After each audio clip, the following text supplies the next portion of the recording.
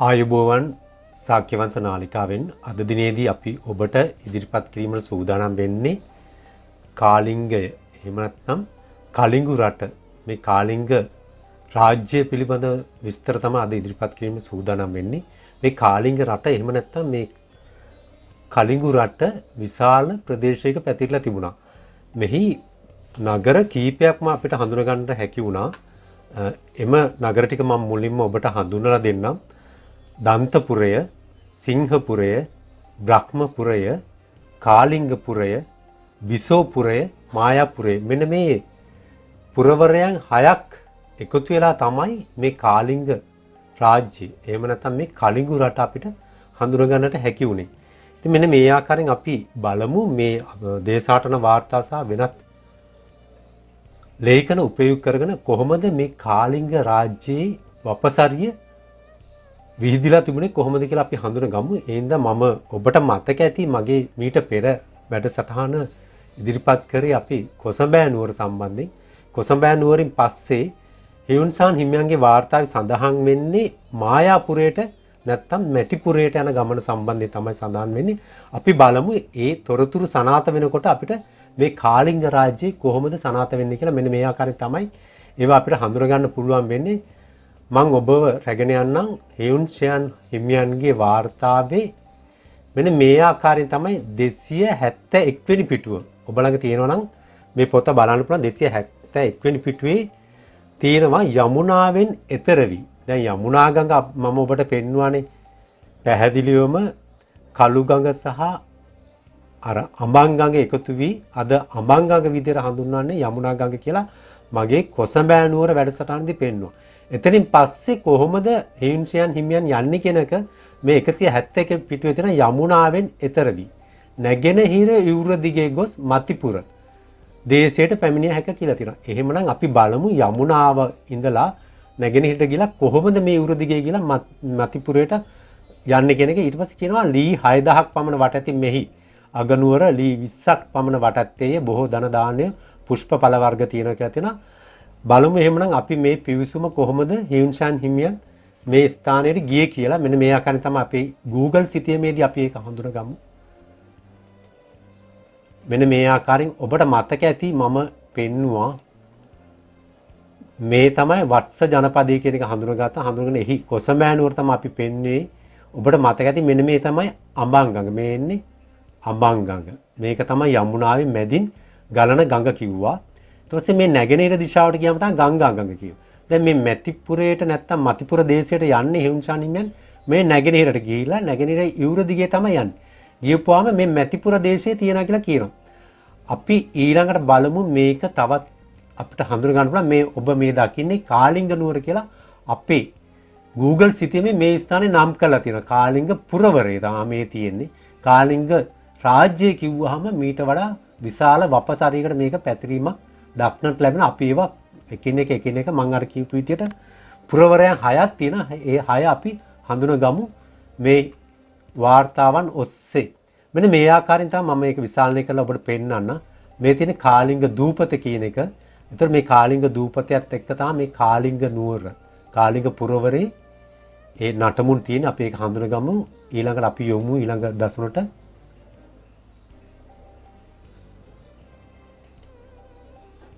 දැන් මේ කාලිංගයේ ගැන හඳුනගනිද්දී අපිට මේ වංශ කතාවේ කොහොමද කියවිලා තියෙන කියන තොරතුරු අපි සනාථ කරගන්න ඕන. අපි ඉන්දියාවත් එක්ක ගලපලා බලමු මේක කොහොමද ඉන්දියානු සිතියමේ තියෙන්නේ කියලා. මෙන්න මේ ආකාරයෙන් තමයි ඉන්දියානු සිතියමේ සඳහන් වෙන්නේ. මේ ඔබට මම පෙන්වන්නේ ඉන්දියානු සිතියමයි. මෙහි බලන්න ඔබ කොහොමද අපිට හඳුන්වලා දීලා තියෙන්නේ කියලා. ඉන්දියාවේදී මේ තියෙන කොසඹෑ නුවර, මේ තියෙන කෞසම්බි කියලා මේ කොටු කරලා තියෙන කොසඹෑ නුවර. මේක ඔබට පේන ඇති රතු පාටි මේ වක්‍රාකාරයක මේ සිතියම විශාලනය කරලන්න බෑ. මීට වඩා ගත්තොත් එimhe අපේ හඳුනා ගැනීමට අපහසුතාවයක් ඇති වෙයි. ඒ නිසා මම ඔබට පෙන්වන්නම්. මේ පෙන්වන්නේ ඉන්දියාවේ යමුනා ගඟ. දැන් මේ කොසඹෑ නුවර මැදින් ගියා කියලානේ සඳහන් වෙන්නේ. මෙතන දින කොසඹෑ නුවර මෙහෙම පෙන්වන්නේ ගැටලුවක් නෑ. අපි මැදින් ගියා කියලා හිතමු. ඊට පස්සේ නැගෙනහිර යුරට ගියා කියනවා. නැගෙනහිර ගියාම ගංගා ගඟ හම්බ වෙනවා. ගංගා ගඟකුත් හම්බ වෙනවා. කිසි ගැටලුවක් නෑ ඉන්දියාවේදී. එතකොට මෙතෙන්දී කියනවා මේ යුර දිගේ උඩට ගියාම මායාපුරේ තියෙන්න ඕන. මැතිපුර දේශය. එහෙමනම් ඒ මායාපුරය ඉන්දියාවේ තියෙනවද? ඕක තමයි අපි දැනගන්න ඕනේ. නැත්නම් අපේ රටේ තියෙනවද? එහෙනම් අපි බලමු අපේ රටේද තියෙන්නේ මේක ඉන්දියාවේද තියෙන්නේ කියලා. ඊළඟට තමයි තියෙන්නේ අපේ බෝමැඩ විස්තරය කියන එක මේ ස්ථාන සනාථ කරන්න ගියාම එක සාධකයක් විදිහට මම අරන් තිබුණා. ඔබ ඒක දකින්න ඇති. මීට කලින් මම බෝමැඩ විස්තරේ පෙන්නලා තිබ්බා. බෝමැඩ විස්තරයේදී තියෙන්නේ බෝධි මූලයේ ඉඳලා නැගෙනහිර දිශාවෙන් තමයි කාලිංගේ පිටලා තියෙන්නේ කියලා. ඒතර අපේ රටේදී ඒක සනාථ වෙනවා. අපේ රටේ බෝමැඩ බුද්ධතල බෝධියේ ඉඳලා නැගෙනහිර දිශාවෙන් තියෙනවා. දැන් අපි බලමු මේ බෝමැඩ විස්තරයට අරමු මේ ඉන්දියානු සිතියම. මේකේ කොහොමද තියෙන්නේ මේක ගැලපෙනවද කියලා. මේ තියෙන බුද්ධත්වයේ ලැබු තැන බුද්ධ ගයාව. ඒතර ඒගොල්ලෝ කාලිංග දේශය පෙන්වන්නේ කොහෙද? මෙන්න මෙහෙම පෙන්නේ. ඒ කියන්නේ බුද්ධ ගයාවේ ඉඳලා දකුණේ. එතකොට පැහැදිලිවම බෝමැඩ විස්තරයත් එක්ක බලද්දි ඉන්දියාව සම්පූර්ණයෙන්ම වැරදි. එතකොට ගංගා ගඟක් තියෙන්න ඕන. දැන් අපි බලමු අර කියපු කතාව අනුව හියුන්සියන් හිමියන් කාලිංග දේශයට යනකොට කාලිංග දේශයට ඒ කියන්නේ කොසඹෑ නුවර ඉඳලා යන්න ඕන ගංගා ගඟට නැගෙනහිර දිශාව. නැගෙනහිර දිශාවෙන් උඩට ගියපුවාම අනිවාර්යයෙන්ම මැතිපුර දේශේ ඒ වගේම කාලිංග නුවර තියෙනවා. අපේ රටේදී ඕක තියෙනවනේ. මම ඒක දැන් ඉස්සලාම කාලිංග නුවර තියෙන තැන තමයි ඔබට පෙන්නුවේ. ඒක මම සනාථ කරන්න මැතිපුර දේශයත් එක්ක ඊළඟට. දැන් බලමු මේ කියන විදිහට වත්ස ජනපදය තමයි මෙතන තියෙන්නේ. කොස මෙන්න වත්ස ජන. එහෙනම් මෙතන ඉඳලා යන්න ඕනේ හියුන්සන් හිමියන් කියන විදිහට නැගෙනහිරට ගියාම ගංගා ගඟ හම්බුණා. දැන් කාලිංගයක් තියනවාද? ඉන්දියානු සිතීමේ බලන්න ගංගා ගඟ මෙතන තියෙනවා නම් කාලිංගය පෙන්වන්නේ මෙන්න මෙතන. ඒතර කොහොමද මේක ගලපන්නේ ඉන්දියාවේදී? සම්පූර්ණයෙන්ම වැරදි. එහෙනම් අපිට මේ අවස්ථාවේදී ඉන්දියාවේ මේ බුද්ධ දේශයේ සනාථ කිරීම වැරදි කියලා පැහැදිලිවම පෙන්වන්න පුළුවන් මේ සිතියම අනුසාරයෙන් සහ හියුන්සියන් හිමියන්ගේ දේශාටන වාර්තාවේ තියෙන තොරතුරුත් එක්ක ඉන්දියාව මේක කිසිම ගැළපීමක් නැහැ. අපේ රටේදී 100% මේක ගැළපෙනවා. මම තවත් සිතිමක් උපයෝග කරලා පෙන්නන්නම් ඔබට මේන් බලන්න. මේ තියෙන කොසඹෑ නුවර. කෞසම්බික තියෙන මේ තියෙන අර ගඟ ගිහිල්ලා එකතු වෙනවා ගංගා ගඟට. කිසි ප්‍රශ්නයක් නැහැ එකතු වෙනවා. නමුත් මේ අහලකවත් පේන්නවත් නැහැ කාලිංග නුවර. අන්න ඒක තමයි වැරද්ද. එහෙනම් අපි බලමු ඉදිරියට ගිහිලා තවත් මේ කතාව කොහොමද අපේ ඉතිහාසයත් එක්ක ගැලපෙන්නේ කියලා. වෙන තියෙනවා මේ මායාපුරේ නැත්තම් මේ මැටිපුරේ සම්බන්ධයේ විස්තරේ. ඔබට ඔබ ළඟ මේ හියුන්සියන් හිමියන්ගේ වාර්තාව තියෙනවා නම් ඔබට මේක බලන්න පුළුවන් මොන ආකාරයෙන්ද මේ විස්තර තියෙන්නේ කියලා. මෙන්න මේකේ තියෙන ඊළඟ කොටසේදී අපිට 176 පිටුවේදී තමයි මේ විස්තර දෙන්නේ මැටි මායාපුර හරිද්වාරය කියලා සඳහන් කරලා. මතිපුර දේශේ වයඹ සීමාව අසල ගංගා නදිය. දැන් එන මැතිපුර දේශය කියන එක අපි මායාපුරේ කියන එක නැත්තම් මතිපුර දේශය කියන එක පැහැදිලිව හඳුන ගන්නවා නම් එකම සාක්ෂිය තමයි ඒ දේශයට වයඹ දිශාවෙන් අනිවාර්යයෙන්ම වයඹ සීමාව අසල ගංගා නදිය තියෙන්න ඕන. ගංගා නදියේ නැගෙනහිර යුරේ තමයි මේ මොයිලෝ නැත්තම් මයුර නැත්තම් මේ මායාපුර නගරය පිහිටන්න ඕන. ඒකේ විස්තරයකුත් කියනවා ලී 20ක් පමණ වැටති මේක අධික ජනගහනයක් ඉන්නවා කියලා තියෙනවා. ඊට පස්සේ හාත්පස ගලා බස්නා පිරිසුදු ජලය තියෙනවා. මෙහි තඹ හා පලිඟු උපදී කියලා තියෙනවා. එතකොට මේ පුෂ්ප දානයන් තියෙනවා කියලා සඳහන් කරනවා. නුවරින් තැනින් තැන ගම් යුර අසල නානා ආචාර්ය දේවස්ථාන තියෙනවා. දේවාලය මැද ගලින් බැඳ තියෙන පොකුණක් තියෙනවා. ඊට පස්සේ කැපූ ඇලක් මගින් ගංගා ජලය ගේන. ඒ කියන්නේ ගංගා ගඟේ වතුර ඇලක් කපලා ඒ ඇලෙන් මේ පොකුණට වතුර ගේනවා කියලා සඳහන් කරලා තියෙනවා. මේ දේවස්ථානය ගැන සඳහන් කරලා ඊට පස්සේ පෞසෝදාහරණ පුණ්‍ය තීර්ථකයන් මෙහි නෑම සඳහා හැම රටවලින්ම එනවා කියලා තියෙනවා. ඊළඟට මේ රටවල් කියලා කිව්වේ මේ අපේ බුද්ධ දේශයේ ඇතුළේ තියෙන කුඩා කුඩා රාජ්‍යන. ඒවට තමයි රටවල් කිව්වේ. ඒතර මේ රජුන් විසින් ගොඩනංවන ලද පුණ්‍ය ශාලාවක්ද මෙහි තියෙනවා කියලා තියෙනවා. ඉතින් මේ වැදගත් තොරතුරු අපි සනාථ කරගමු. මෙතන මටිපුර දේශයේ වයඹ සීමාවේ ගංගා ගඟ අසල තියෙන ඕන මායාපුර නැත්නම් මයුර. එතකොට ඊළඟට කියනවා අර කැපූ ඇලක්. ඇලකින් තමයි වතුර අරන් ගියේ කියන එක කියනවා. එහෙනම් මේකත් අපි සනාථ කරගමු අපේ රටේදී කොහොමද මේ මායාපුරේ සනාථ වෙන්නේ කියලා මම ඊළඟට යොමු වෙන්නම්. මෙන්න මේ ආකාරයෙන් දැන් අපි ඔන්න හඳුනාගත්තා ඒ සීමාව. දැන් ඔබට කියන්න පුළුවන් මෙන්න මම කිව්වා මේ කාලිංග නුවර. මේ තියෙන ගංගා ගඟ. දැන් කියනනේ මැටිපුර දේශය කියලා. මෙන්න මේ දේශය තමයි මැටිපුර දේශය. නෑ මැටිපුරේ මායාපුරේ. ඒතර ඒකෙදි කියනවා වයඹ දිශාවේ. ඒතර වයඹ තමයි මේ තියෙන්නේ. ඒ කියන්නේ මැටිපුරේ ඉඳලා බලපුනකොට වයඹ දිශාවෙන් ගංගා ගඟ තියෙන්න ඕන. ඔය තියෙන පැහැදිලිව. ඊළඟට කියන ගංගා ගඟේ නැගෙනහිර යුර. මේ තියෙන්නේ නැගෙනහිර යුර. මේ අනිත් පැත්තේ තියෙන්නේ බටහිර යුර. ඒතර පැහැදිලිනේ අපේ රටේදී ගංගා ගඟේ නැගෙනහිර යුර මේ මැටිපුරේ තියෙනවා. මායාපුරේ තියෙනවා. ඒතර ඒ එක්කම කියනවා මේ මැටිපුරේ වයඹ දිශාවෙන් ගංගා. ඊ타මාත්ම පැහැදිලි 100%ක් සනාතයි මෙතනදී. ඉන්දියාවේදී මේ සනාත කිරීම කරන්නට බෑ. එහෙමනම් අපි බලමු මේ මායාපුර. මායාපුර අපේ වංශ කතාව තුළ තියෙනවද කියලා. එහෙනම් ඔය මැටිපුරේ කියලා කිව්වේ මායාපුරේ කියලා වරාණ ඇතුළේ පෙන්නලක් තියෙනවා. එහෙමනම් අපි බලමු මායාපුර තියෙනවද? ඔව් ඊටාමත් පැහැදිලි ලෙස මෙන්න මේ තියෙනවා මහා වංශයේ. ඔබ බලන්න මහා වංශයේදී මේ දුටුගැමුණුතුමාගේ අර යුද්ධ කතාවේ ගමන් මාර්ගය තමයි මේක පෙන්වන්නේ. මයුර පාසාන. මේ තියෙන්නේ මයුර පාසාන වඩා ප්‍රකට නො වූ තොටක් සමීපේ වූ බලකොටුවකි. ඉතාමත්ම පැහැදිලි මෙතන තොටුපළක් තියෙනවා කියන එක අපිට හිතා ගන්න පුළුවන්. මේ ගඟ තියෙනවා නම් තොටුපළවල් නැති වෙන්න බෑනේ. ඉතාමත්ම පැහැදිලි. ඒතර මේ මායාපුරේ කියන එක මයුර පාසාන. පැහැදිලිවම අපේ රටේ මහා වංශය තුල පැහැදිලිවම සඳහන් වෙලා තියෙනවා. මේ තියෙන මයුර පාසාන කියලා තියෙන ඒක තමයි ඔය මායාපුර මයුර නගරය කිය ඕනෝක. ඊළඟට ඒ අසලම තිබ්බනේ කාලිංග නුවර. දැන් අපිට අර ඇලක කතාවක් කියවුණා මතකනේ. ඇලක් කපලා ඒ ඇලෙන් වතුර ගෙනිච්චා කියලා. දැන් මේ කාලිංග නුවර ගැන අපිට ලියවපු පොතක් තමයි ආර්.එල්. බ්‍රෝහියර් මහත්තයා ලිව්වා පොතක්. එනේ ඒකේ සඳහන් වෙනවා මේ කාලිංග නුවර විස්තරේ. මේකේ මම මුල වැදගත් ටික විතරක් හයිලයිට් කරලා ඔබට පෙන්නනවා. ටොලමේ මිසෙන් ගංගා නම් ගඟ හෝ බරකස් වශයෙන් හැඳින්වූ මහවැලි ගඟ ලංකාවේ ගංගා රාජිනියයි. අන්න කියනවා. ගංගා ගඟ නම් හෝ බරකස් වශයෙන් හැඳින්වුවේ මේ මහවැලි ගඟ. එහෙනම් ගංගා ගඟ කියලා පැහැදිලිවම සඳහන් කරලා තියෙනවා. ඉතින් මේකේ විස්තර තියෙනවා. ඔබ හම්බුනොත් මේ පොත අරගෙන කියවන්න. මේකේ විශේෂිත තොරතුරු තමයි ගන්නේ. කලකට පෙර මේ දුව කාලිංග නුවර වශයෙන් හඳුන්වලා මේ. එහෙනම් ඔබ දැක්කනේ දාස්තොටට පහළින් සතිපොම් 4ක් ගඟ දිගේ ඉහළට ගිය විට සඳහන් වෙනවා කාලිංග නුවර කියන එක. කාලිංග නුවර කියන එක දැන් අපි දැක්ක අඳුනගත්තා. අපි එහෙනම් ඒකේ තොරතුරු බලමු. අර ඇලේ කතාව තමයි මෙතන අපිට වැදගත් වෙන්නේ. ඇල. ඒක තමයි හරිද්වාරය කිව්වේ. හරිද්වාරය කිව්වේ ගංගා ගඟෙන් ඇලක් කපලා වතුර ගන්න ඒ අර මෝයකට කියලා කියන්නේ අන්න ඒකට තමයි හරිද්වාරය කියලා කිව්වේ. අපි බලමු මේ හරිද්වාරය මෙතනදී අපිට හඳුන ගන්න පුළුවන්ද කියලා. ඉතාමත්ම පැහැදිලි ලෙස මේ කතාව තුළ මේ කාලිංග නුවරේ විස්තරය තුළ සඳහන් වෙනවා.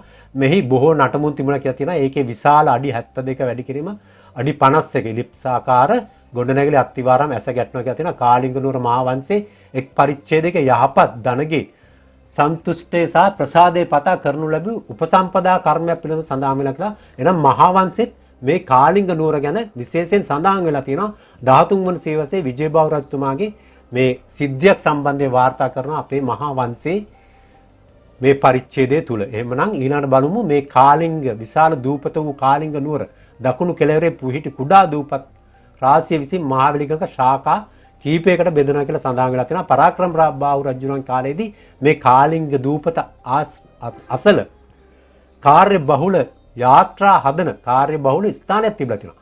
එහෙනම් පරාක්‍රම බාහු රජුණන් කාලේ මෙතන ඉතාමත්ම වැදගත් කර්මාන්තයක් වෙලා තියෙනවා. ඒ කියන්නේ යාත්‍රා හදලා තියෙනවා මේ ගමන් කිරීම සඳහා.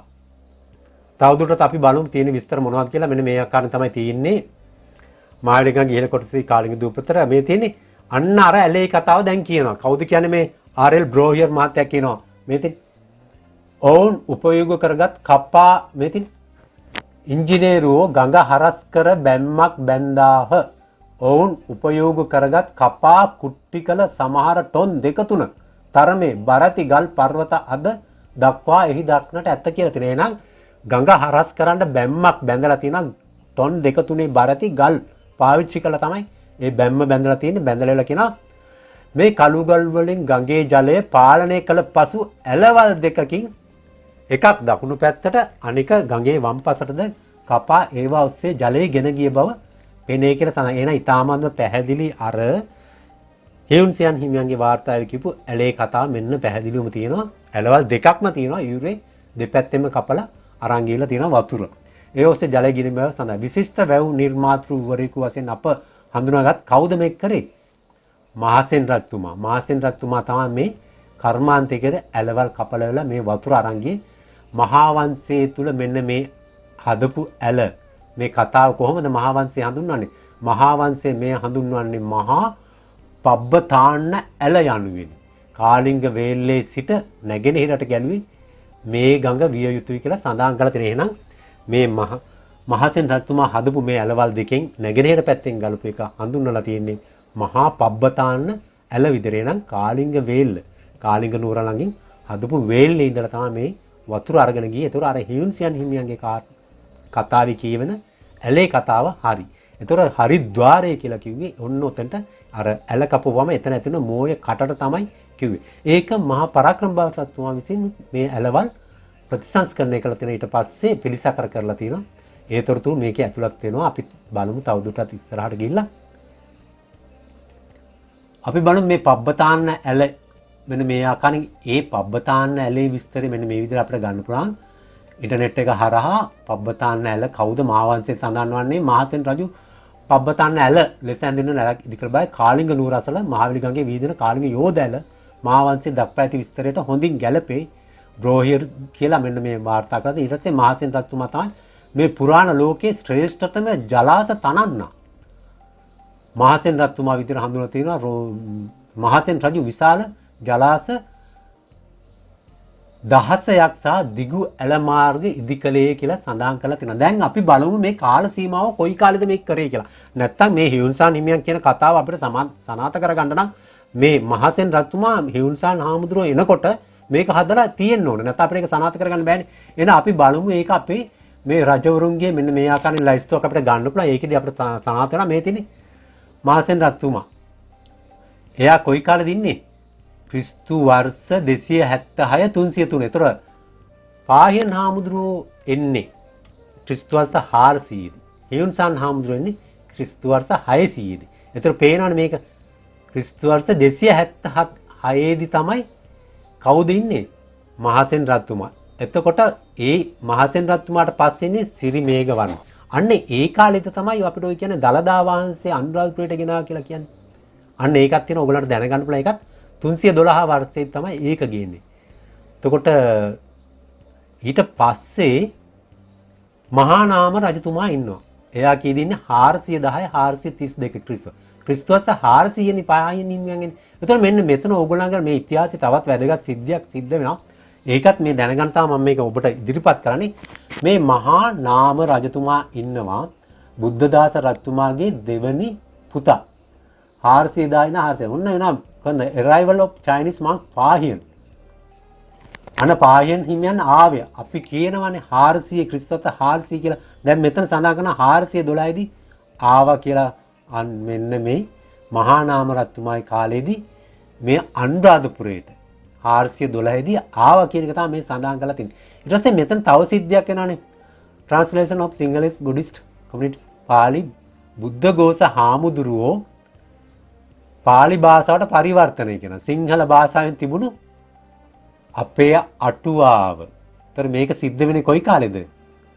මේකින් මහා නාම රජතුමාගේ කාලේ තමයි බුද්ධඝෝෂ හාමුදුරුවෝ අර අටුවාව පරිවර්තනය කරන්නේ. ඒතකොට මේ පාහියන් හාමුදුරුවෝ ආපු ඒ කාල සීමාව එක්කම තමයි මේ බුද්ධඝෝෂ හාමුදුරුවන්ගේ අටුවාව මේ පරිවර්තනය සිද්ධ වෙන්නේ. ඒක හොඳට මතක තියාගන්න මේ කාල සීමාවන් අපිට ඉතාමත්ම වැදගත් වෙනවා.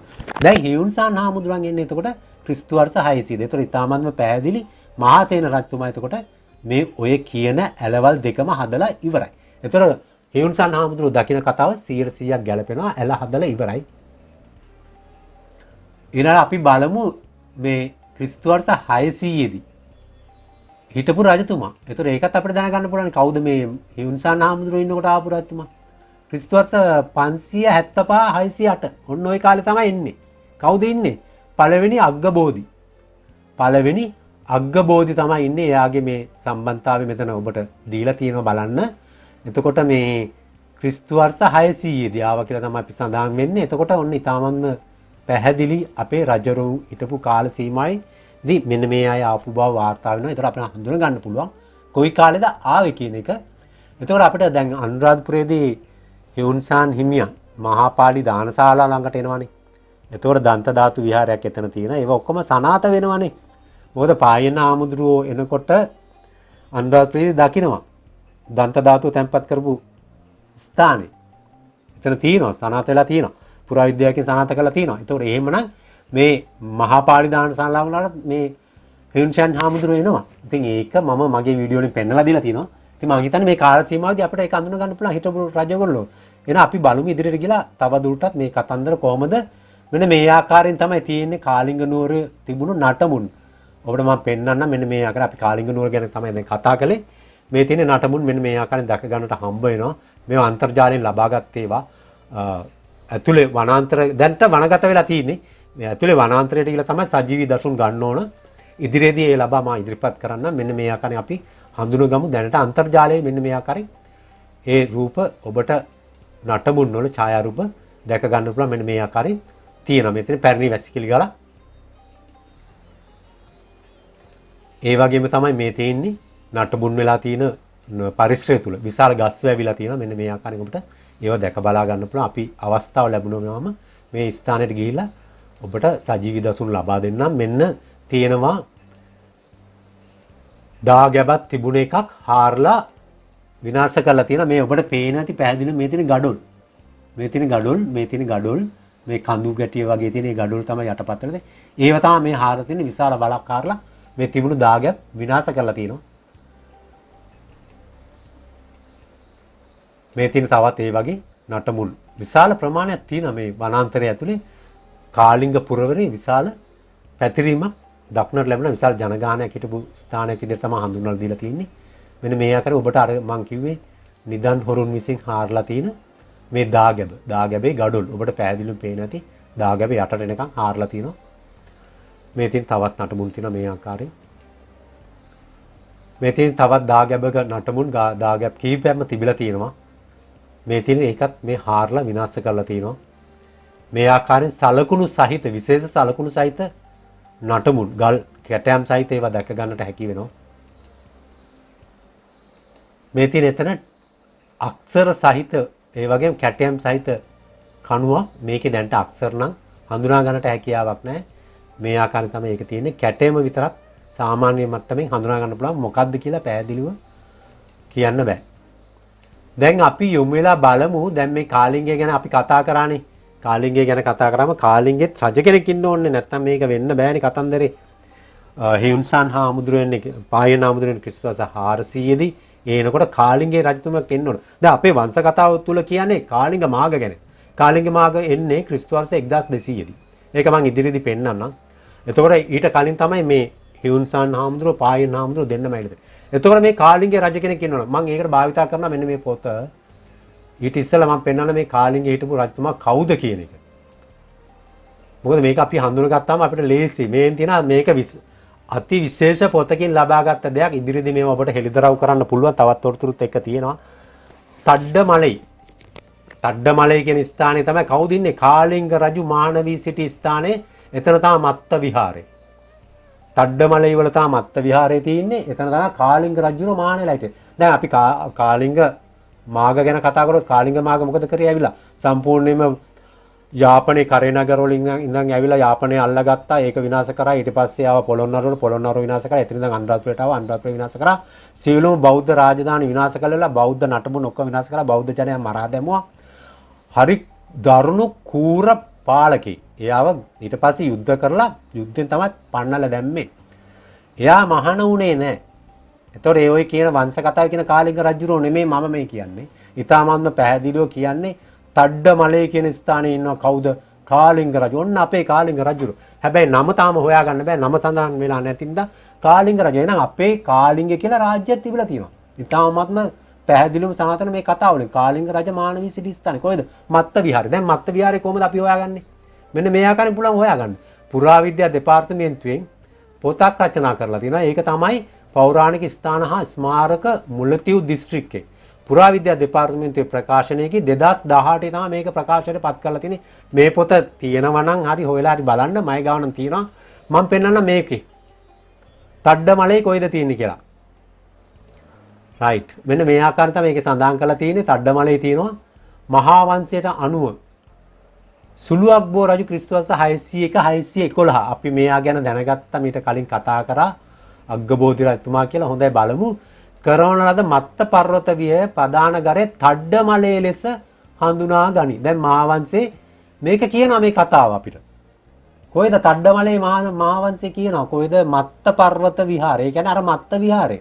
තඩ්ඩමලේ ලෙස හඳුනා ගනි. මහාවංශේ 1963 අතේ වීරසිංහ මෙතන 1985 ඔය මහාවංශේ පරිවර්තනයේ නැත්තම් ප්‍රකාශයට පත් කරපු අවුරුද්දත් එක දීලා තිනා බලන්න මහාවංශේ මෙන්න මේ කෑල්ලේදී මත්ත පර්වත විහාරයේ ප්‍රධාන ගරේ තඩ්ඩමලේ ලෙස හඳුනා ගනි.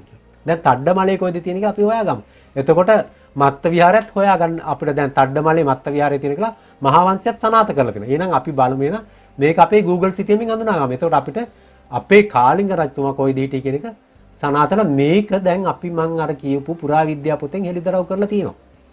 මේ තින් ඒ පුරාවිද්‍යා පොතේ මේන් තියෙනවා මේ පිටුවේ ෆොටෝ එකත් එක දාන්න. 31 වෙනි පරිච්ඡේදයේ තඩ්ඩයා මලේ පුරාවිද්‍යාත්මක නටමුල්. දැන් මේක තියෙන තැන කියනවා පුරාවිද්‍යා දෙපාර්තමේන්තුවෙන් මේ කියන්නේ. කොහෙද තියෙන්නේ? ඔඩ්ඩු සුඩාන් ප්‍රාදේශීය ලේකම් කොට්ටාසේ තඩ්ඩයා මලේ ග්‍රාම නිලධාරී වසමේ තඩ්ඩයා මලේ ග්‍රාමයේ මේ පීඨා ඇත නැදුන්කර්ණි මුල්යාවලි මාර්ගයේ කිලෝමීටර් 28 කනුව අසලින් තඩ්ඩුවාන් රක්ෂිතය තුලට කිලෝමීටර් 2.5ක් ගමන් කළ විට හමු වුණ තඩ්ඩයා මලේ පර්වතයේ මෙම නටබුන් දැකගත හැකියි. එන ඔන්න මත්ත විහාරයේ තියෙන තැන. තඩ්ඩයා මලේ මත්ත විහාරයේ තියෙන ඔතන කවුද හිටියේ? කාලිංග රජුරුව අපේ කාලිංග රජුරුව මහාන වෙලා හිටපු ස්ථානේ. ඔන්න ඔතන තමයි තියෙන්නේ ඔඩ්ඩු සුඩාන් ප්‍රාදේශීය ලේකම් කාර්යාලය. හරි. දැන් බලමු මේක අපේ Google සිතියමෙනුත් හඳුනා ගන්න බලමු. එතකොට අපිට මේක 100ක් සනාථ වෙන්නේ. මෙන්න තියෙනවා Google සිතියම. අද ඕනම කෙනෙක් මේක පරිශීලනය කරලා බලන්න. තඩ්ඩයා මලයි ඔඩ්ඩු සුඩාන්. මේ තියෙන ඔඩ්ඩු සුඩාන් කියලා රතු පාටි. ඔඩ්ඩු සුඩාන් වල ඉඳලා මෙන්න මේ පැත්තට වෙන්න ගියාම තඩ්ඩයා මලයි මෙන්න ස්ථානේ. මේ රතු පාටි සලකුණක් තියෙන ඕන් ඔතන තමයි තියෙන්නේ කාලිංග රජුරුව මහාන වෙලා හිටපු ස්ථානය අපේ. ඔතන තමයි මත්ත විහාරය. ඕක හඳුන්වලා දීලා තියෙන්නේ කවුද? හෙළිදරව් කරලා තින්නේ. පුරාවිද්‍යා දෙපාර්තමේන්තුවේ. ඉතින් මේ ඉතිහාසයේ ගලපගත්තේ නැති ප්‍රශ්නනේ මෙතන තියෙන්නේ. මේ ඉතිහාසයේ ගැලපුවා නම් කිසි ප්‍රශ්නයක් නැහැ. සත්‍ය හෙළිදරව් වෙනවා. ඊළඟ බලමු කාලිංග රජුණන්ගේ බිසව. එයාට බිසවකුත් ඉඳලා තියෙනවා. කොහෙද එයා ඉන්නේ? රුවන් මඩුව. කාලිංග බිසව මාගන්දි සිටි ස්ථානය. එතකොට කාලිංග රජුරුවත් මහාන වුණා. එතකොට රුවන් මඩුවට යනවා කාලිංග රජුණන්ගේ බිසව මාගන්දි. ගිහිලා එයත් මහාන වෙලා තියෙනවා. එතකොට එයා ඉන්නේ රුවන් මඩුවේ. දැන් ඕක බලමු අපි රුවන් මඩුව කොහෙද තියෙන්නේ කියලා. ඔන්න තියෙනවා. රුවන් මඩුව පබ්බතාරාමය. ඒ කිට්ටුවම තමයි. බෝගස්වැව. කැලෑ බෝගස්වැව. ඒ කිට්ටුව තමයි මේක තියෙන්නේ. මේ රතු පාටින් පෙන්නන්නේ අන්න තැන. ඔන්න ඔතන තමයි රුවන් මඩුව කුලම්. රුවන් මඩුව වැව තියෙනවා මෙතන. එතන ළඟ තියෙනවා රුවන් මඩුව පබ්බතාරාමය. ඔන්න ඔතන තමයි කාලිංග රජතුමාගේ බිසව මාගන්දි මානෙලා හිටපු ස්ථානය.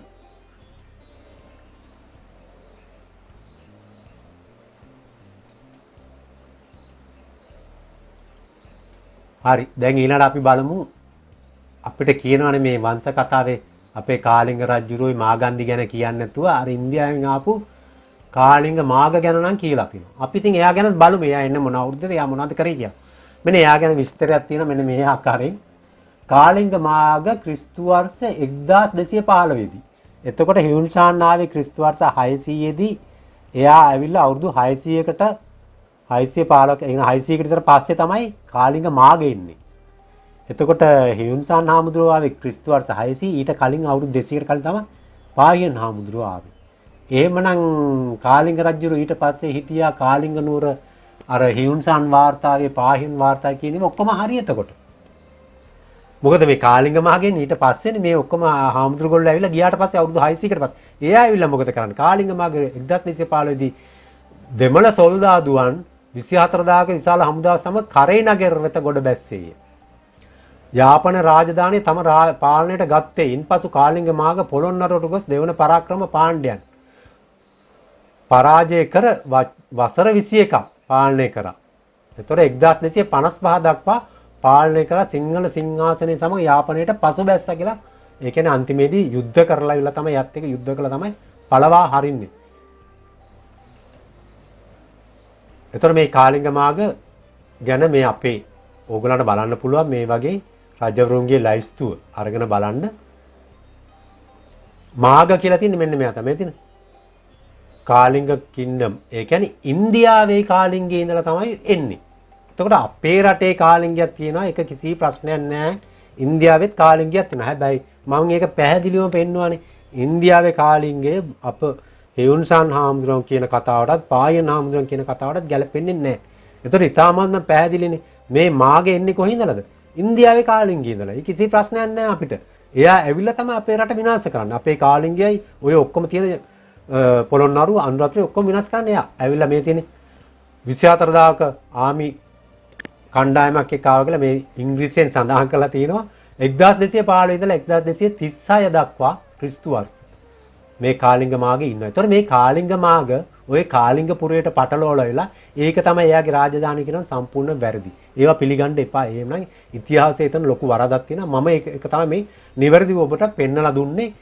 කාලිංග මාගේ ඉන්නේ කොයි කාලද? ඊට කලින් අපේ කාලිංග රජතුමා ඉන්නවා, මාගන්දියක් ඉන්නවා කියන එක පැහැදිලිවම පෙන්නලා දුන්නේ එහෙමයි.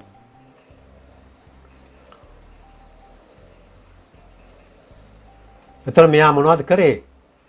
මෙන්න ඇවිල්ලා කරපු දේවල් කියනවා.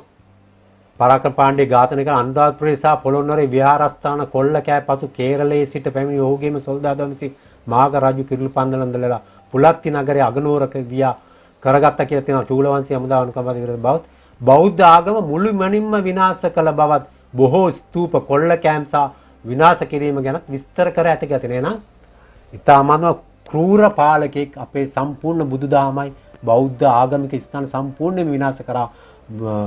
බෞද්ධ ජනයාව මරලා ගහලා පන්නලා ගම්බිම් විනාශ කරපු ක්‍රූර රජ කෙනෙක්. එයා කවදාකවත් මහාන වුණේ නැහැ. එහෙනම් ඒ කාලිංග මාගයි අපේ කාලිංග රජුරුවේ පටලවා ගන්න එපා. ඉතාමත් පැහැදිලින් දැන් විස්තර අපි බලමු ඊළඟට මේ විස්තරත් එක්ක මේ කාලිංගය ගැන තමයි මම කතා කරේ අද. කාලිංගයේ විශේෂිත ස්ථාන ඊළඟට අපි කතා කරන අද කතා කරේ කාලිංග රාජ්‍යයේ යාබදව තියෙන මායාපුරය ගැන. මැතිපුරේ කියලා මම ඔබට පෙන්නවනේ මයුර පාසාන කියන මායාපුරේ. අපිට තව කතා කරන්න තියෙනවා සිංහපුරේ, බ්‍රහ්මපුරේ, ඒ වගේම කාලිංගපුරේ, බිසෝපුරේ, මායාපුරේ, කාලිංගයේ නටමුන් අපි පෙන්නවා. ඊළඟට අපිට කතා කරන්න ඕන බ්‍රහ්මපුරේ, සිංහපුර, ඊට පස්සේ බිසෝපුර. ඔන්න ඔය වගේ වැදගත් ස්ථාන කීපයක් ගැන අපි කතා කරමු. ඒවා අපිට වාර්තා කරලා තියෙනවා හිමියන් සහ පායන් හිමියන්. එහෙමනම් මෙතනින් පස්සේ කොහොමද ගමන් කරේ කියන එක බලමු. ඊට යන්න ඉස්සෙල්ලා වැදගත් කතාවක් තියෙනවා. ඒකත් අපි මේ කාලිංගයත් එක්ක කතා කළ යුතුමයි. නැත්තම් මේක අමතක කරලා ගියොත් අපේ මේ බුද්ධ ඉතිහාසය සම්බන්ධයෙන් විස්තර හොයන අපේ මේ ගවේෂක මහතුරුන්ටයි නැත්තම් මේ බුද්ධ ඉතිහාසය පිළිබඳ තොරතුරු හොයන අනිත් අයටත් ඉතාමත්ම වැදගත් වෙනවා කාලිංග බෝධි ජාතකේ. මෙන්න මේක අපි අනිවාර්යයෙන්ම අවධානයට ලක් කළ යුතු කතාවක්. කාලිංග බෝධි ජාතක වර්ණනාව මම ඔබට ඉදිරිපත් කරන්නම්. ඒකෙදි මේ බුදුරජාණන් වහන්සේගේ පෙර අත්භවයක් ගැන තමයි කියවෙන්නේ. ජාතකයක් කිව්වම අනිවාර්යයෙන්ම ඔයගොල්ලෝ දන්නවනේ. එහෙනම් ඒ අතීතයේදී බුදුරජාණන් වහන්සේ කොහොමද හිටියේ මේ කොහොමද කතන්දරය කියන එකත් ඒකම අතීතයේදී කාලිංග නුවර දන්තපුරේ අර රේණු රජතුමාගේ කාලේදී අර බෙදන්න කියන්නේ කොටස් 7කදී අන්න ඒකෙදිත් කියවෙනවා කලිඟු රට දන්තපුරේ කියලා. අන්න ඒ වගේ තමයි අතීතෙහි කාලිංග රට දන්තපුර නගරයෙහි. එහෙනම් කාලිංගේ දන්තපුරය කියලා එකක් තිබිලා තියෙනවානේ. කාලිංග රටේ දන්තපුරය කියලා එකක් තියෙනවා. එතන කාලිංගපුරය කියලා එකකුත් තිබිලා තියෙනවා. නගරේ කාලිංග නම් රජු රාජ්‍ය කරාලු. එහෙනම් කාලිංග කියන රජුරු තමයි රාජ්‍ය කරලා තියෙන්නේ. ඔහුට මහා කාලිංග, චූල කාලිංගයයි පුතුන් දෙන්නෙක් වුණා කියලා තියෙනවා. අපි බලමු ඉස්සරහට ගිහිල්ලා තොරතුරු වැදගත් තොරතුරු ටික විතරක් මම කියන්න සම්පූර්ණයෙන්ම විස්තර කියන්න බෑ වෙලා මදි.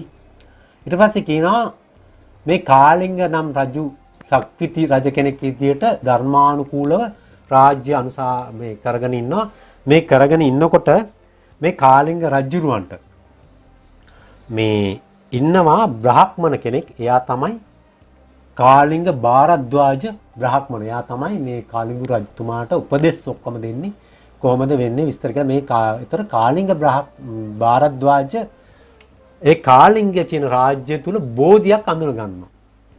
මේ බෝධිය අඳුනගෙන ඉවරලා මේ කාලිංග රජුරන්ට ඇවිල්ලා කියනවා සියලු බුදුවරුන් බුද්ධත්වයේ ලැබෙන බෝධිය තමයි මේ කාලිංග රාජ්‍යයේ මේ සීමා මේ වපසරිය තුල තියෙන්නේ කියලා. තියෙනවා කියලා මේ රජුරන්ට කියනවා. කියන විදිහ මේ මහත් වූ ආනුභාවයෙන් යුත ඇතුපිරි ශ්‍රී මහා බෝධි සමීපයට ගියා කියලා. ඒතර මේ රජ්ජුරුවන්ව කියලා ඉවරලා මේ කාලිංග භාරද්වාජ බ්‍රහ්මණතුමා එක්කගෙන යනවා මේ කාලිංග රජුණට මේ බෝධිය පෙන්වන්න. ඇතුපිටින් තමයි යන්නේ. ඒතර එතන ගිහලා කියනවා සියලු බුදුරුන්ගේ ජය පළඟ වූ පොළවේයි නැඹ වූ පොළවේහි නැඹ වූ මහා බෝ මැඩ පෙන්නවා ගිහිල්ලා කියන මේ තමයි සියලු බුදුරුන්ගේ සියලු කෙලෙස් නසන තැනයි කාලිංග රජුරු මේ බෝධිය ළඟට ගොස් බෝ මැඩ වර්ණනාව ඊට පස්සේ මේ කියලා දෙන කාලිංග රජුණට කාලිංග රජුගේ සමීපයට ගොස් බෝ මැඩෙහි වර්ණනාව කියලා දුන්නා කියලා සඳහන් කරලා තිනවා. ඊට පස්සේ තවත් අපි ගිහින් බලමු තවත් දුරට මොනවද මේ තියෙන තොරතුරු කියලා. ඊට පස්සේ යම්සේ මෙම භූමි භාගයේ බුදුවරුන් විසින් වර්ණනා කරන ලද ද මහරජතුමනි බිමට බසව මෙහිදී අපමණවරු බුදුවරු බුද්ධත්වයට පත් වූවා බබලති කියලා දාලා තිනවා. ඊට පස්සේ තවත් කියනවා පෘථුවියේ උසස් තැනම උසස්ම තැන තමයි බසිනු මැන නමදිනු මැනවි කියලා කියනවා මේ කාලිංග රජතුමාට. මේ කාලිංග භාරද්වාජ බ්‍රාහ්මණතුමා තමයි මේක හඳුන්වලා දෙන්නේ බෝධිය තියෙන තැන. මේ කාලිංග බෝධි ජාතකයේ කතාව මම මේ කියන්නේ. ඊපස්සේ මේ බෝධිය තියෙන තැන තවත් විස්තර ටික අපි බලමු මේ කාලිංග බෝධි ජාතකයේදී. මෙන්න මේ ආකාරයෙන් කියනවා කාලිංග නම් වූ ශක්තිති රජු ධර්මානුකූලව ශාසන කරන මහත් වූ ආනුභාවයෙන් යුත් අතුපිටින් ශ්‍රී මහා බෝධිය සමීපයට ගියා කියලා තියෙනවා. ශ්‍රී මහා බෝධිය ළඟට ගිහිල්ලා එයා මේ එතන වත් පිළිවෙත් කළා වන්දනාමාන කරනවා. කරාට පස්සේ මෙන්න මේ ආකාරයෙන් තොරතුරු සඳහන් වෙලා තියෙනවා. කාලිංග බෝධි ජාතකයේ අපි දැනගත යුතුම කාරණා තමයි මේ ඔබට කියන්නේ. මෙතෙන්දි කියන මේ විස්තර කරගෙන එනවා බමුණයි මේ රජතුමා අතර මෙතන වචන වලින් මේ දෙන්න අදහස් වුමාරු කරන ආකාරය මේක සඳහන් කරනවා. ඊටසේ කලුංගු රජතම ගැල් 60000ක් මල් ගේනවා. මල් ගෙනල්ලා මේ උතුම් බෝමැඩ මලින් පුදනා කියලා සඳහන් කරලා තියෙනවා. තවත් බලමු තොරතුරු මොනවද තියෙන කියලා මේ කාලිංග බෝධි ජාතකයේදී කියනවා කාලිංග බෝධි පූජා කරා කියලා තියෙනවා. ඊට පස්සේ මේ බෝමැඩහි අටලොස්රියන් උස රන් ටැඹක් කරා ඊට පස්සේ වේදිකාවක් කෙරෙව්වා කියලා මේ වගේ විස්තර සඳහන් කරලා තියෙනවා. ඉතින් ශාස්ත්‍රුන් වහන්සේ මෙන්න මේ ආකාරයෙන් මේ කාලිංග බෝධි ජාතකයේ දේශනා කළා. අවසාන වශයෙන් කියනවා ශාස්ත්‍රුන් වහන්සේ මේ ධර්ම දේශනාව ගෙනහැර දක්වා මහණෙනි අනද තෙරුන් දැන් පමණක් නොව පෙරද බෝධි පූජා කළේම යයි කියා ජාතකයේ ගලපා වදාළ සේක කියලා. එන එකල්හි ඒ කාලේ කාලිංග රජුගේ කවුද? ආනන්ද හිමි. ඒතර ආනන්ද හාමුදුරුවෝ ඒ කාලෙත් බෝධියට පූජා පවත්වලා තිනවා. එතකොට කාලිංග භාරද්වාජ බ්‍රාහ්මණයා මම වෙමි කියලා බුදුහාමුදුරුවෝ දේශනා කළා තිනවා. දැන් මෙතන අපිට මේ යම් කිසි සම්බන්ධතාවයක් ගොඩනගෙන අවස්ථාවක් මේ කියන කාලිංග බෝධි ජාතකයේදී පැහැදිලිවම කියනවා ආනන්ද හාමුදුරුවෝ කාලිංග රජුරෝ විදිහට ඉන්නකොට බුදුහාමුදුරුවෝ පෙරත් භවයේදී හිටියේ කාලිංග භාරද්වාජ. එතකොට මේ බ්‍රාහ්මණතුමා තමයි ගිහිල්ලා බෝධිය තියෙන තැන පෙන්වන්නේ. එතකොට බලන්න මේ සිද්ධිය ආයි එනවනේ අපේ බුදුහාමුදුරුවෝ බුද්ධත්වයේ කාලෙට ගිහිල්ලා අපි කතා කරොත් එම අනේ පිළිසිතානන් හදපු ජේතවනාරාමේ ළඟට මිනිස්සු ඇවිල්ලා බුදුහාමුදුරු නැති වුණාම එතන බෝධියක් රෝපණය කරන්න ඕනේ කියලා ආනන්ද හාමුදුරු කියනවනේ. කිව්වාම බුදුහාමුදුරුවෝ තමයිනේ කියන්නේ බෝධිය තියනවා ගිහිල්ලා අංකුරයක් ගේන්න කියලා. බෝධිය තියෙන තැන කවුද කියන්නේ එතකොට? බුදුහාමුදුරුවෝ කියන්නේ. එතකොට එදා කාලිංග භාරද්වාජ විදියට ආනන්ද හාමුදුරුවෝ හිටියේ කාලිංග රජතුමා. එයාට බෝධිය තියෙන තැන කවුද කිව්වේ? බුදුහාමුදුරුවෝනේ එදා පෙරත් භවයේදී කිව්වේ. එතකොට ඒ සිද්ධියමනේ මේද දැන් මේ වෙලා තින්නේ. මේ අවස්ථාවේදී බුද්ධත්වයේ ලැබුවට පස්සෙත් කවුද මේ බෝධිය තියෙන තැන කියන්නේ? බුදුහාමුදුරුවෝ කියන්නේ ආනන්ද හාමුදුරන්ට අහවල් තැන බෝධිය තියෙන ගිහිල්ලා අංකුරේ ගේන්න කියලා. දැන් ඔබට පැහැදිලිනේ මේ සම්බන්ධතාවය. එහෙනම් කවුද මේ බෝධිය දැනගෙන ඉඳලා තින්නේ නේද? බුදුහාමුදුරුවෝ බුදු වෙච්ච බෝධිය. ආනන්ද හාමුදුරුවෝ. ආනන්ද හාමුදුරුවෝ තමයි මේ කතාව අනුව දැනගෙන ඉඳලා තියෙන්නේ කොතනද තියෙන්නේ කියලා. එහෙනම් එදා තිබිලා තියෙන්නේ කලිංගු රටේ වපසරිය තුල. ඉතින් එදා තිබුණු කලිංගු රටේ වපසරිය අපි අද හොයන්න ගියාම අපිට හොයන්න අමාරුයි. ඉතින් අපි කොහොම හරි හොයාගන්න වෙනවා. මොකද මේ කාලිංග බෝධි ජාතකයත් එක්ක ගලපන්න ගියාම මේ කාලිංගය කියන වපසරිය තුල මේ බෝධිය තියෙන්න ඕන. එතකොටනේ අපිට මේ වංශ කතාව හරියට ගැලපෙන්නේ. ඉතින් එහෙමනම් ඉතින් දැන් මම මේ කියන්නේ මේ අලුතෙන් බෝධියක් ගැන. එහෙම කියන්නේ නැහැ මම. දැනට නම් වෙලා තියෙනවානේ හබර්ණ හිරි වැඩුණ එක ස්ථාන. ඊළඟට නාලන්දා ගෙඩියේ තව ස්ථාන. ඉතින් මේ දෙකෙන් අපි බලන්න ඕන මේ කියන විදියට මේ කාලිංගේ වපසරියට අයත් වුණ බෝධිය මොකක්ද කියලා. එහෙම වුණොත් එහෙම අපිට ඉතාමත්ම ලේසි බුද්ධත්වයේ ලැබු බෝධිය හොයාගන්න. මේක මේ එක සාක්ෂියක් විදිහට මම මේ කිව්වේ. මේකෙදි මේ මම නම් කරන්නේ මේ බෝධිය කොතනද කියන එක.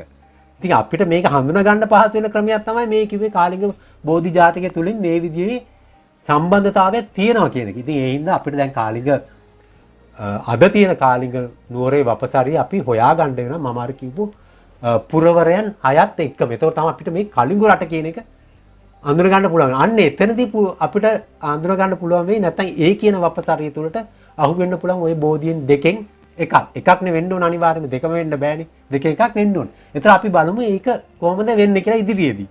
ඒක දැම්මම බෝධිය ගැන කතා කරන්නේ නෑ මම. ඒ නිසා මෙන්න මේ ආකාරයෙන් තමයි කාලිංග බෝධි ජාතකයේ කතාව කියවෙන්නේ. එන ඔබ හිතට ගන්න එදා බුදු පියාණන් වහන්සේ පෙන්වුවා නම් ආනන්ද හාමුදුරුවන්ට ඒකම තමයි බුදු පියාණන් වහන්සේ බුද්ධත්වයේ ලැබුවට පස්සේ ආනන්ද හාමුදුරුවන්ට කියන්නේ බෝධිය තියෙන අහවල් තැන කියලා. එතනින් තමයි අංකුරේ ගේන්න කියන්නේ. එහෙනම් අර සම්බන්ධතාවය දැන් ඔබ අඳුනගත්තනේ. එහෙමනම් අද අපේ වැඩසටහන මේන් අවසන් කරනවා. ඊළඟ වැඩසටහනදී අපි ඔබට ඉදිරිපත් කරන්නම් මේ කාලිංගය කියන රාජ්‍යයේ ඉඳලා දන්ත ධාතු අනුරාධපුරයට ගෙනිච්චේ කොහොමද? ඒකම මේ කාලිංගයේ තියෙන අනිත් නුවර සිංහපුර, බ්‍රහ්මපුර, බිසෝපුර මෙන්න මේ දන්තපුර කියන ඒවාත් එක්ක අපි අඳුන ගන්න ඕනේ. ඒවත් එක්ක ඊළඟ වැඩසටහනදී අපි ඔබ හමු වෙන්න. එතෙක් ඔබ සැමට තෙරුවන් සරණයි.